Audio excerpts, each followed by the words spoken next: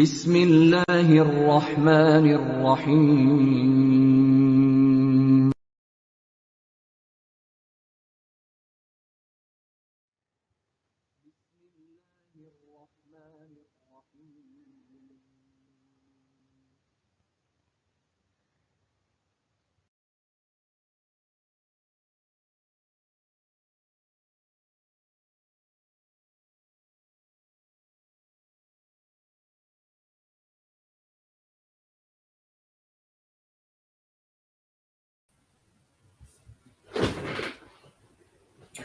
Assalamu alaikum.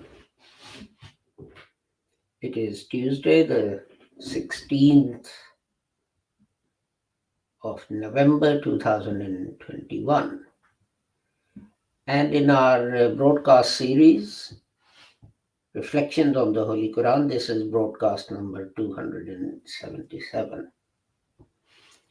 And we'll be looking at the words of chapter 2, verse 95 of the Holy Quran. And this is our third broadcast in that respect. I start with an apology that we could not broadcast yesterday, although we had announced we'll be doing so. So we'll continue with the topic that had been announced for yesterday's broadcast. So let us turn to the Holy Quran and let me read this verse of the Holy Quran. And as I have done previously, I will recite the translation of the previous verse of the Holy Quran as well, so that the two combined will then make sense.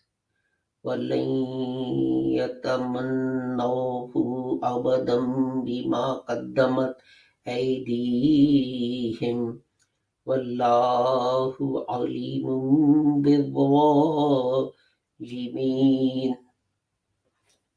Say, if the abode of the hereafter with Allah is specifically for you to the exclusion of other people, then invoke death if you are truthful.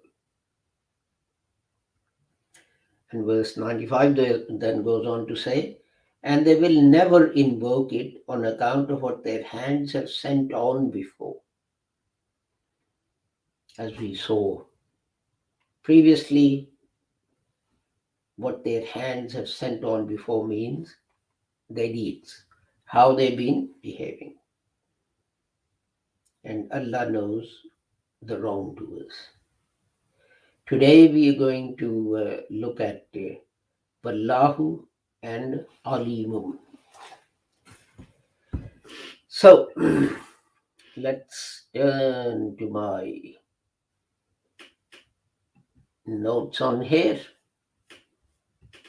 for the first word we are going to look at. It's a combination, Wallah. It's a combination of Wa and Allah. And we use it in Urdu as well, Wallah, as an exclamation. In the same way as in English you have, oh God, or my God, in the same way. Now, the dictionary gives the root of Allah as Hamza Lam Ha, and then discusses how many times it occurs in the Holy Quran. Now, the word Allah itself occurs in the Holy Quran 2,699 times. I have a disagreement with the people who do this, which is that it makes it sound as if the word Allah is a combination of the word Al which in English is the, and Illah. Illah means God. And this is a normal objection of Christians against Islam, that God of Islam is one of many gods. He's like the chief God, so to speak. And what they say is that, Muslims basically believe in all the gods that were there, but this was the God, the chief God, the big chap. And this arises from this misunderstanding that Allah is made up of Al and Illah. Now, an easy way to resolve this is to look at the Holy Quran, look at the Arabic language. We've looked at the Holy Quran and seen the word Allah used in that separately. And we look at the rules for Arabic, rules for combining words in Arabic language. Particularly the definite article al, the English equivalent is the, and any other noun. Okay. Now, there are particularly two languages, Arabic and Maltese, that divide their alphabet into sun letters and moon letters. And the reason for that is that sun, of course, is a noun and the moon is a noun, and each one tells us the rules of pronunciation when you combine the definite article and this noun. So if you combine al and Nile, al and Nil, in English you just say the Nile, the river Nile. Okay. Now in Arabic, when you combine al with Nil, you will not pronounce it as al-Nil. You will pronounce it as un-Nil. This is why it's called, or this is why the nouns which start with sun letters are all called Haruf Shamsi, or sun letters. And there are tables that you can just look these things up. Now, if you have moon letters, this rule doesn't apply. If you apply al to a noun starting with a moon letter, then both of them are pronounced fully. So when Qamar is a moon letter, Qaf. So when you combine that with al, you will say al-Qamar. This is why they call sun letters and moon letters, because Haruf Shamsi and Haruf Qamari, that when the definite article, Arabic definite article, al is combined with a noun, they give the rules of pronunciation. Okay. So, Hamza, or people in Urdu say Alif, Hamza is a moon letter. So, if you're going to combine any letter beginning with Hamza with al, you will pronounce that in full, like we did. we pronounced al, qamar, al-qamar. We pronounced both separately and distinctly. So illa starts with a hamza. So you wouldn't pronounce, if you combine al with that to make the chief god, the big guy, you wouldn't pronounce the combination as al-illa. You wouldn't pronounce the whole thing as Allah, but as al-illah. Sorry, I nearly said it the other way around. But we don't. We don't say al-illah, we say Allah. So that means the word Allah is not a combination of al and illah, because the rule that I've just mentioned to you, its pronunciation is not in accordance with that. And Hazrat Maulana Muhammad Ali, Hazrat Maulana Abdul Haq Vidyarthi used to say that this is the personal name of God, because you can define things two ways. And we see this on television all the time, don't we? That some prisoner escapes from the prison, and if you describe him, I don't know, he's 6 foot tall and 15 stone and has brown hair and a mustache and whatever. There can be many people who look like that. And we know that in the past, people have been arrested because they resembled the description of some criminal. And some poor people even got hanged for that. So, but if you actually give the person's name, John Radcliffe, well, that's simple and straightforward, isn't it?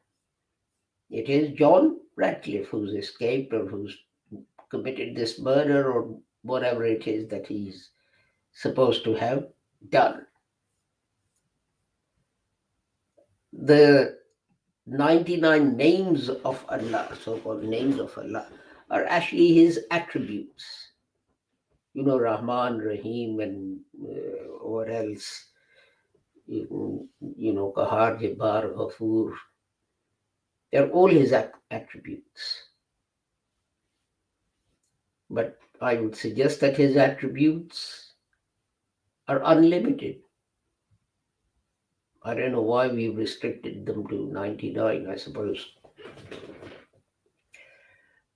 People had to put a limit on how many, could be remembered by heart and that kind of thing. I'm guessing, I don't know. So, the word Allah is not a combination of al and illah. I disagree with all the dictionaries in the world. And it is a word in its own right, Allah. So let us now go to the next word, which is Alim. And it's the root, masdar as it's called, is Ain Lam Mim. And it occurs in the Holy Quran 854 times in 14 different forms. So let's have a look at that. 382 times it occurs as Alima, and 163 times as Alim, and 105 times as Ilm, and 73 times as Alamin, and 49 times as Alam, and 41 times as Allama, And I think, I don't know if I mentioned ilm 105 times, but anyway, then it's 18 alim and 11 ma'aloom, and then the rest are once or twice, like mu'allim is once, and twice is ma'loomat, and once as a noun, alamat, and 4 times as alam, and twice as alam, and twice as yata'allamu. So let us see what we can learn about that. So Ariban, and people know this in Urdu as well, ilm, and that is to have knowledge of something. But this is not just any knowledge, but definite knowledge of something.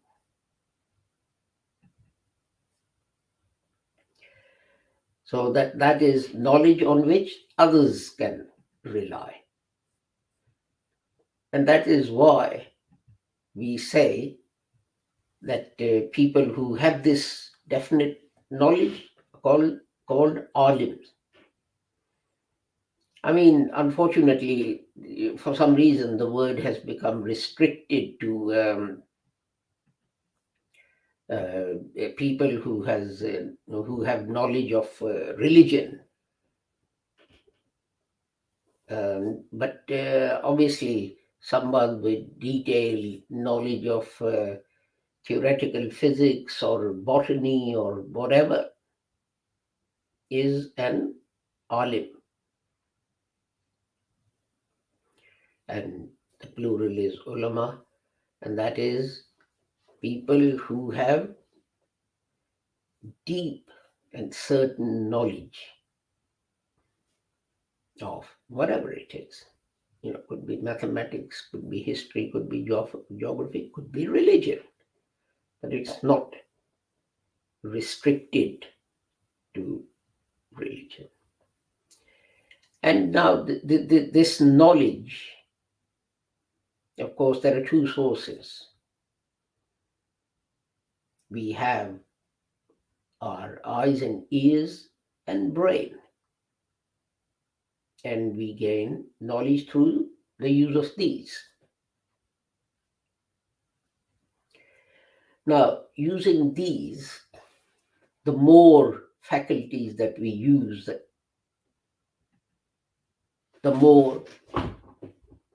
the better the knowledge we gain about some situation. For example, we are standing at a distance and we see some smoke, and we say, "Ooh, something is burning," because smoke is associated with burning and fire. But then the same phenomena has other qualities. Fire has light, it produces heat, but we've just seen one of those. So our knowledge, although it may be good, is not certain and perfect. So we then start to move towards the fire.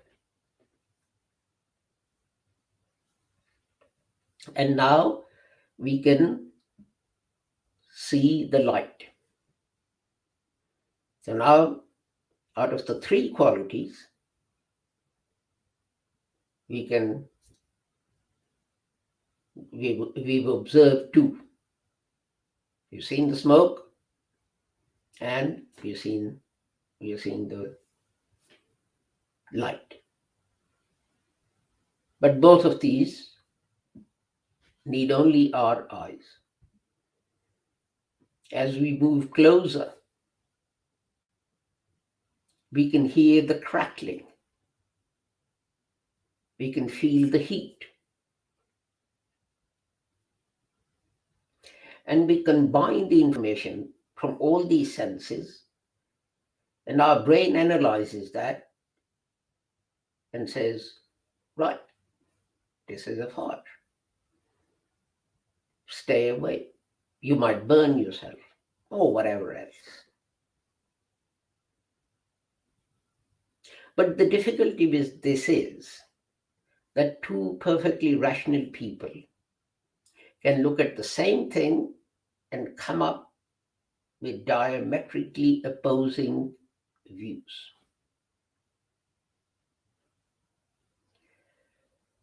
The example is the time of the promised Messiah.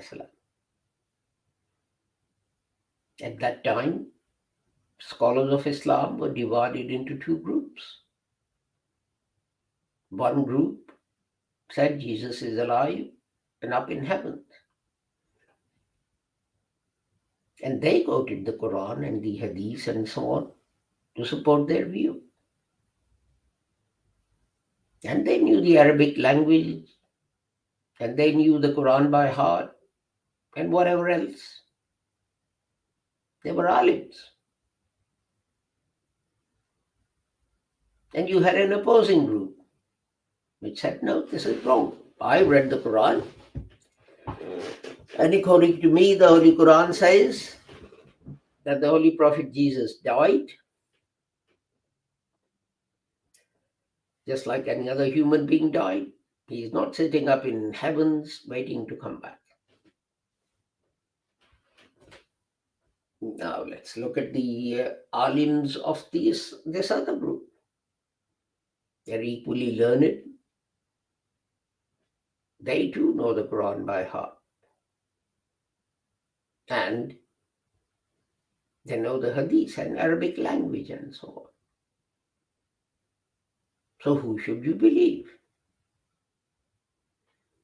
And you see, those who say Jesus is dead, they have an added advantage. They say that, well, it's never happened before. Science tells us that a person cannot stay alive for that many years. So science is also on our side.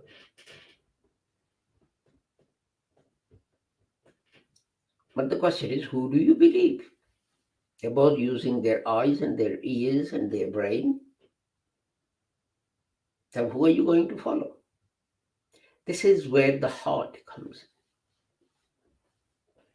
Things that our eyes and ears cannot fathom, or the knowledge about the things that cannot be attained by use of eyes and ears.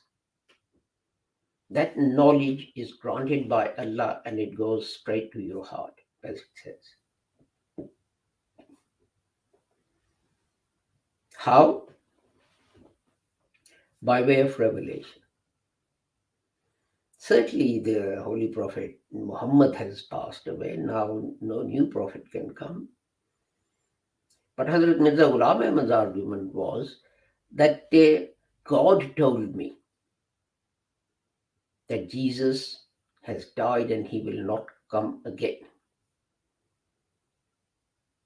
And I then looked into the Holy Quran and it was there. Even Hadith. And it was there. But God drew my attention to that.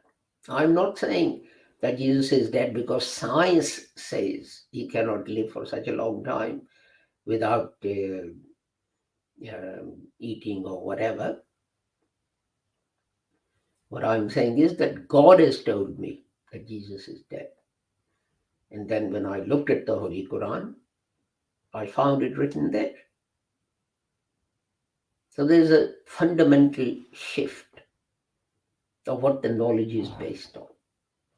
But the point is that revelation falls on your heart. And then you explain that to other people using arguments from the Quran and Hadith and so on. Now, as I said, this ilm is when it becomes certain and definite, then it's called ilm. And another word that comes from this is alaman, al-alaman. That is something by which you recognize something else. You know, it's like you go into a supermarket and you have shelves, and in each aisle, on the top of each aisle, you have a board hanging down telling you what's in that aisle. That is a sign. That is al-alamu. And this is nothing new. I mean, a lot of these concepts are ancient. But what happens is that you modernize them. You use modern examples so that people can understand. In the days of old, what used to happen was that people in deserted areas, in deserts and so on, they'll get some rocks together, maybe even color them, and put them somewhere. Because maybe the path is splitting into two at that point. One goes to Mecca, one goes to Taif or Medina or wherever. So this is the sign. And this is the same thing is done now in exactly the same way, more or less. You want to go to Heathrow and you're driving down the motorway and you keep on looking out for an alam, a sign, which says to Heathrow. As soon as you see that, you start following that until you get to Heathrow. And there are many other reasons why it's used. For example, we know that regiments and so on in the army have their own flags, have their own banners, have their own alam, have their own sign by which they are recognized. Because, if you've got sort of thousands of people fighting each other, 5,000 on one side, let's have a small army, 5,000 on one side, 4,000 opposing them. So you're confronted by someone. So and you're in the 5,000 army now, unless each and every soldier in those 5,000, how are you going to know whether to fight that person or not? So people adapted many things. Each regiment has its own flag. In the days of old, at the time of the Holy Prophet Muhammad, they used to put a particular color cloth on the horse, so people would know that this horse belongs to whatever tribe, whichever side. So people didn't kill each other, but didn't kill their own people. Now you can see how important it is when you look at the this thing about friendly fire. Many times, particularly these days, with drones and so on, someone sitting in Texas somewhere is watching on a TV screen these people. They're all out in a desert or somewhere. They're all covered in dust. You can hardly tell what their skin color is or what the color their clothes are or whatever.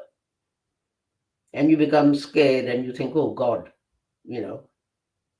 I think this is the enemy. And we had this recently, didn't we? That there was this car, perfectly innocent people in it. They had a bag which had a laptop. And some guy sitting somewhere in the United States, watching them over a satellite, decided that, they were very dangerous enemies. Then a drone was sent and they were all killed. And there were 10 children, underage. I think the oldest one was about 11. And when there was an inquiry, was anyone held accountable? Of course not. They just shrugged their shoulders and said, well, it happens. One could, of course, use the same argument for any calamity and say, well, it happens. Why does it happen? But anyway, our time, I'm told, is up. But let me rephrase that. My time is not up, but it's the time for the broadcast that is up. So I need to finish here with the prayer that whoever you are and wherever you may be, may Allah keep the whole humanity safe and sound and free from harm. Assalamu alaikum, Khuda Hafiz, and goodbye.